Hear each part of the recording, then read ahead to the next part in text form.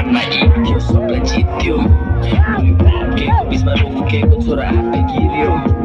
सजिलै बिक्यो माथि चढ्न सिक्यो सजिलै निप्यो पहिला उठ्न नपाएको न चिर्नु पाएको म यहाँ ढुङ्गा कस्तो त्यो त भेट्टाएको छु नि कोरी रातिले पालो पाउन उडालिने मेरो बेलाको पनि माथि माथि माथि माथि माथि